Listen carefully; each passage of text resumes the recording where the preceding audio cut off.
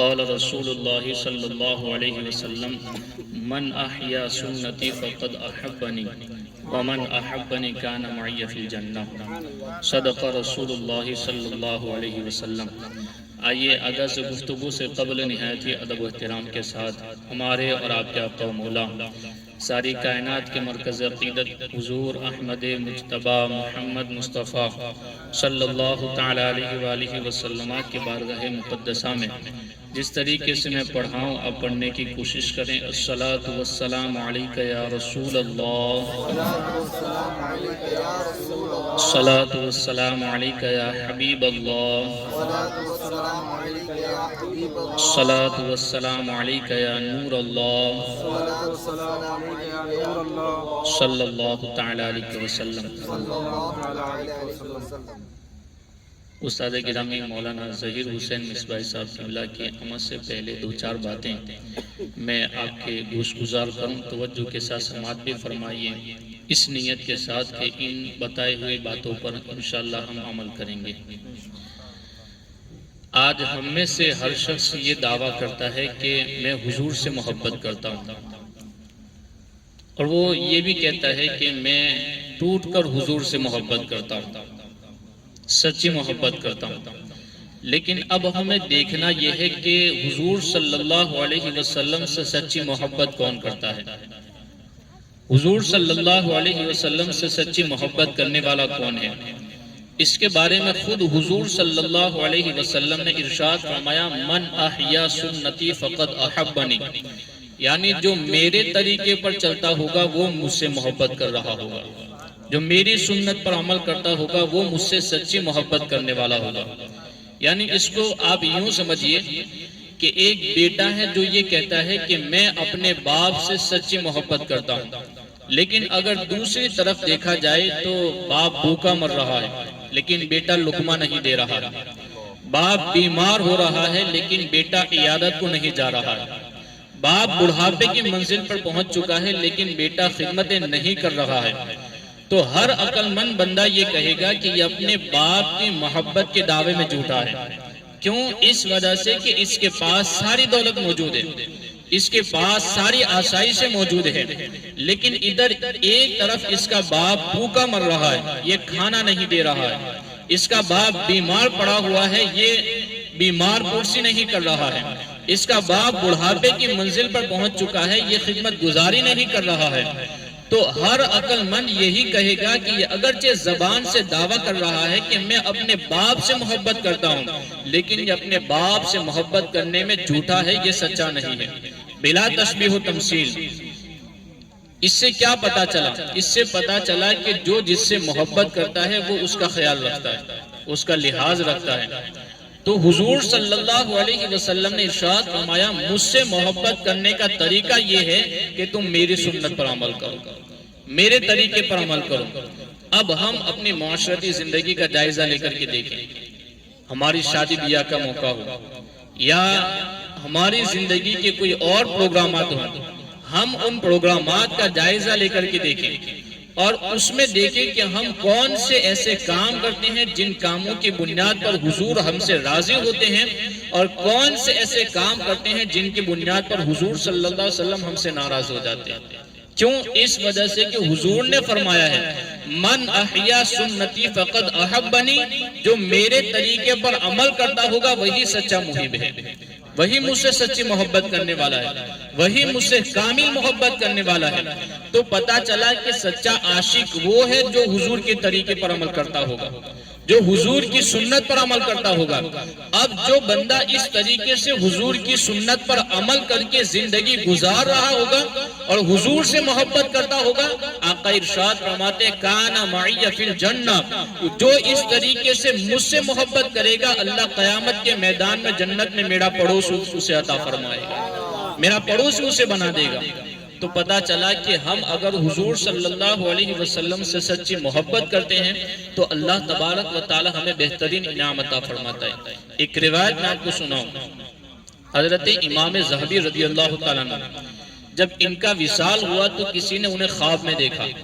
تو خواب میں دیکھنے والے نے پوچھا ما فعل اللہ بکا، امام اللہ تبارک و تعالیٰ نے آپ کے ساتھ کیا معاملہ فرمایا؟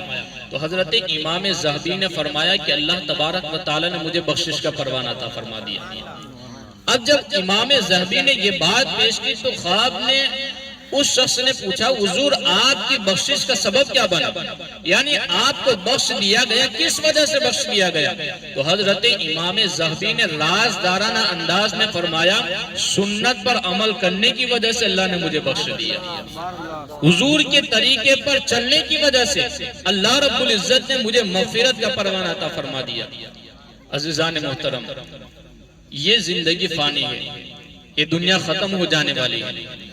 کل تک جتنے لوگ ہمارے ساتھ ہیں ان میں کئی لوگ ایسے ہیں جو آج ہمارے ساتھ نہیں ہیں۔ آج جو لوگ ہمیں جناب کہہ رہے ہیں کل ایسا وقت آئے گا وہی لوگ ہمیں مرحوم کہیں گے،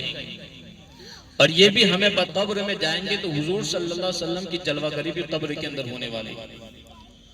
تو آج ہمیں اپنا چہرہ مورا، ہمارا لباس، ہماری وضاحت، ہماری زندگی کا گزران، ہمارا چال چلن ایسا ہونا چاہیے کہ جب بھی موت آئے، کسی بھی گھڑی ہماری موت آئے اور ہمیں جب قبر میں اتارا جائے اور حضور صلی اللہ علیہ وسلم قبر آئے تو ہمیں شرمندگی کا سامنا نہ کرنا پڑے،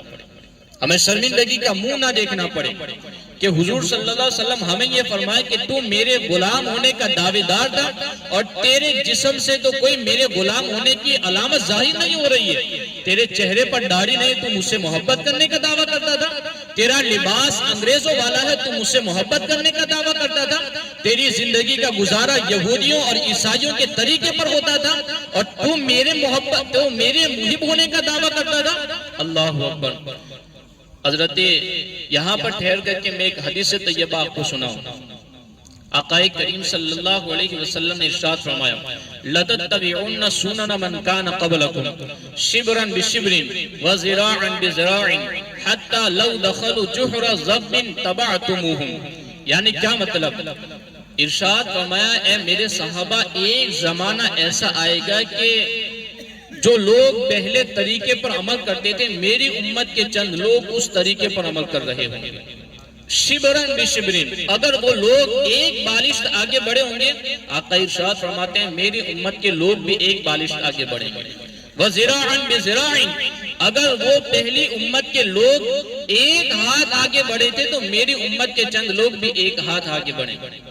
حتیٰ کہ آگے آقا نے ارشاد فرمایا حَتَّى لَوْ دَخَلُوا جُحْرَ ضَبٍّ تَبَعْتُمُوهُمْ، یہاں تک کہ اگر پہلے کے لوگ گوہ کے سوراخ میں داخل ہوئے ہوں گے تَبَعْتُمُوهُمْ، تو میری امت کے چند لوگ ان کی پیروی میں ان کے پیچھے پیچھے وہاں داخل ہو جائیں گے۔ گو سمجھتے جسے ہماری زبان کے اندر پاٹلا گو کہا جاتا ہے، اس کو اردو کے اندر گو کہا جاتا ہے۔ تو میرے آقا ارشاد فرماتے ہیں کہ میری امت کے چند لوگ پہلے کے طریقے پر چل پڑے ہوں گے، حتیٰ کہ اگر پہلے کے چند لوگ گوہ کے سوراخ کے اندر داخل ہوئے ہوں گے، آقا ارشاد فرماتے ہیں میری امت کے چند لوگ ان کی پیروی میں ان کے پیچھے پیچھے گوہ کے سوراخ میں داخل ہو جائیں گے۔ جب یہ بات حضور صلی اللہ علیہ وسلم نے بیان فرمائی تو صحابہ کرام نے پوچھا یا رسول اللہ صلی اللہ علیہ وسلم الیہود والنصارہ، کیا حضور صلی اللہ علیہ وسلم یہ آپ کی امت جن کے طریقے پر چل پڑے گی یا جن کے پیچھے چل پڑے گی یہ یہودیوں اور عیسائیوں کے پیچھے چل پڑے گی؟ آقا کریم صلی اللہ علیہ وسلم نے ارشاد فرمایا فمن، تو اے میرے صحابہ ان کے علاوہ کون لوگ ہیں جن کے پیچھے میری امت چلنے والی ہے؟ یعنی حضور نے فرمایا کہ یہودیوں اور عیسائیوں کے طریقے پر چل کر کے میری امت تباہی اور بربادی کے دہانے پر پہنچ جائے گی۔ اب ہم مسلمانوں کا جائزہ لے کر کے دیکھتے ہیں، آج مسلمانوں کو شادیاں اس طریقے پر کرنی ہے جس طریقے پر یہودی کرتے ہیں۔ آج مسلمانوں کو اللہ ماشاءاللہ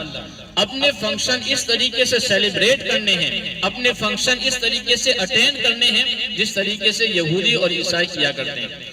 اپنے مسلمانوں کو تہوار اس طریقے سے سیلیبریٹ کرنے ہیں جس طریقے سے یہودی اور عیسائی کرتے ہیں۔ تو میرے آقا فرما گئے کہ اگر تم یہودیوں اور عیسائیوں کے طریقے پر عمل کرو گے گوہ کے سوراخ کے اندر داخل ہو جاؤ گے۔ اب یہاں ایک بات ٹھہر کر کے سمجھاؤں آپ کو،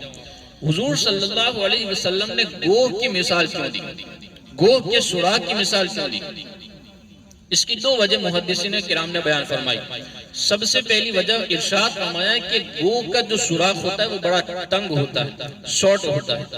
اور دوسری اس کی وجہ یہ ہے کہ گو کا سوراخ بدبودار ہوتا ہے، بدبودار، اس سے بہت بدبو نکلتی ہے۔ تو گویا میرے آقا ارشاد فرما رہے ہیں میری امت اگر تم نے ان یہودیوں اور عیسائیوں کے طریقے پر اپنی زندگی گزاری تو تمہاری زندگی گو کے سوراخ کی طرح تنگ ہو جائے گی، اور جس طریقے سے گو کا سوراخ ذلت کی جگہ پر ہوتا ہے اور بدبودار جگہ پر ہوتا ہے، ایسی ہی تمہاری زندگی ذلت و رسوائی والی ہو جائے گی۔ آج پوری دنیا کے مسلمانوں کا جائزہ لے کر کے دیکھیں، مسلمانوں کو مارا جا رہا ہے، کاٹا جا رہا ہے، بالخصوص ہندوستان کے اندر مسلمانوں کی زندگی کو تنگ کیا جا رہا ہے، اور مسلمانوں کو ذلیل و رسوا کرنے کی ناپاک سازشیں رچی جا رہی ہے۔ کیا وجہ ہے؟ اس کی سب سے بڑی وجہ یہ ہے، ڈاکٹر اقبال نے فرمایا طریق مصطفیٰ کو چھوڑنا ہے وجہ بربادی، اسی سے قوم ہوئی ہے دنیا میں بے اقتدار اپنی، ہمیں کرنی ہے شہنشاہ بطحا کی رضا جوئی، وہ اپنے ہو گئے تو رحمت پروردگار اپنی۔ یعنی حضور نے فرما دیا کہ اگر تم ان ذلتوں سے نکلنا چاہتے ہو، اگر تم ان رسوائیوں سے اور تنگیوں سے نکلنا چاہتے ہو، کسی اور کے دروازے پر دستک نہ دو، میرے طریقے پر عمل کر لو، اللہ تمہاری مشکلیں آسان فرما دے گا، اللہ تمہاری مصیبتیں دور فرما دے گا۔ اب جب یہ ساری باتیں ہوتی ہیں تو لوگ یہ کہتے ہیں کہ مولانا صاحب پوری دنیا تو گناہوں کے اندر مبتلا ہے، میرے اکیلے کے عمل کرنے سے کیا ہوگا؟ یعنی میں اگر اکیلا عمل کروں گا تو میرے اکیلے کے عمل کرنے سے کیا ہوگا؟ اللہ اکبر۔ مسلمان کی سوچ کبھی بھی ایسی نہیں ہونی چاہیے۔ مسلمان اللہ تبارک و تعالیٰ پر کامل یقین رکھتا ہے۔ میں ایک زندہ مثال دوں، ابھی ماضی قریب کا مسئلہ جیسا کہ حضرت نے تذکرہ فرمایا اور ابھی بچیوں نے بھی نعرہ لگایا، اگر ایسی ہی سوچ اور ایسی ہی فکر کہ میرے اکیلے کے کرنے سے کیا ہوگا، اگر ایسی ہی فکر اس مسکان با حجاب پردے والی بہن کی ہوتی تو اللہ اکبر کی صدا سے پوری دنیا کے اندر انقلاب پیدا نہ ہوا ہوتا، پوری دنیا کے اندر انقلاب پیدا نہ ہوا ہوتا۔ اس نے یہ نہیں سوچا عام مسلمانوں کی طرح کہ میرے اکیلے کے نعرہ لگانے سے کیا ہو جائے گا، لیکن اللہ تبارک و تعالیٰ نے اسے یہ جذبہ عطا فرمایا کہ اس نے نعرہ لگایا تو ایک بہترین انقلاب پیدا ہو گیا، ایک بہترین انقلاب پیدا ہو گیا۔ اب یہاں ٹھہر کر کے ضمناً ایک بات سمجھا دوں، آگے پیش کرتا ہوں۔ یہاں جو حجاب کے حوالے سے، پردے کے حوالے سے جو احتجاجات ہوئے اور پروٹیسٹ ہوئے، اس کا مؤثر ترین جواب یہ ہے، یعنی حجاب کے خلاف اٹھنے والی آواز کا مؤثر ترین جواب یہ ہے، ہم اپنی تمام عورتوں کو باحجاب بنا دیں، باپردہ بنا دیں،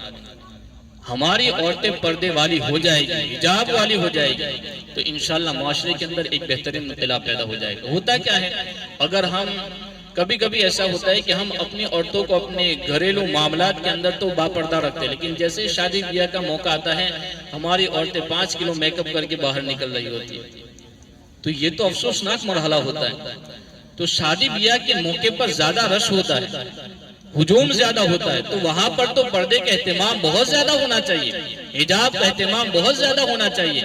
اگر احتجاج کرنے سے بہتر یہ عمل ہو سکتا ہے تو اس پر ضرور ہمیں عمل کرنا چاہیے، انشاءاللہ اس پر عمل کرنے کی برکت سے اللہ تبارک و تعالیٰ ایک بہترین انقلاب پیدا فرمائے گا۔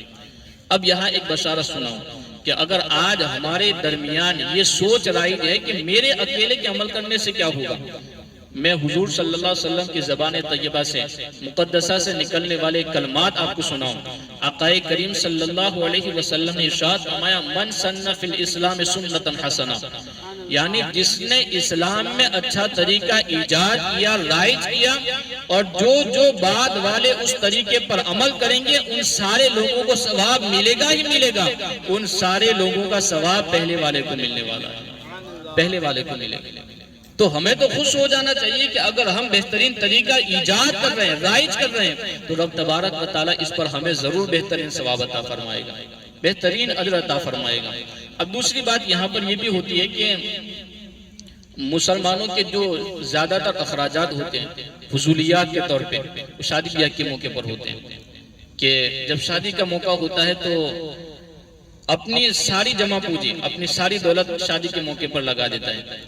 اور جب وہ رقم ختم ہو جاتی ہے تو سود پر قرضہ لے لیتا ہے، اب وہ بھی رقم ختم ہو جاتی ہے تو دکان گروی رکھ دیتا ہے، اپنا مکان گروی رکھ دیتا ہے، اب پھر وہ قوم، وہ مسلمان کنگال ہو کر کے رہتے ہیں۔ تو جب یہ ساری باتیں ہوتی ہیں اور ہم پیش کرتے ہیں تو لوگ کہتے ہیں مولانا صاحب ان مواقع پر ہمیں خرچ کرنا رہتا ہے، اگر ہم خرچ نہیں کریں گے تو لوگ کیا کہیں گے؟ یہ جملہ ہماری زبانوں پر اکثر رہتا ہے، لوگ کیا کہیں گے؟ میں آپ کو سمجھاؤں، لوگ کچھ نہیں کہیں گے، لوگ تمہیں جہنم کی طرف لے کر کے جانے والے ہیں۔ اس لیے اپنی سوچ تبدیل کرو۔ یہی لوگ اگر تمہیں اس وجہ سے تانا دے رہے کہ تم اپنے شادی بیاہ کے موقع پر، اپنے فنکشن کے اوپر، اپنے بہترین پروگرامات کے اوپر خرچ کیوں نہیں کرتے، یہی لوگ اگر تم دنیا سے کنگال ہو کر کے جا رہے ہوں گے تو یہی نعرہ لگائیں گے، یہ آدمی اپنے اولاد کے لیے کچھ چھوڑ کر نہیں گیا، اپنے پیچھے کچھ چھوڑ کر نہیں گیا۔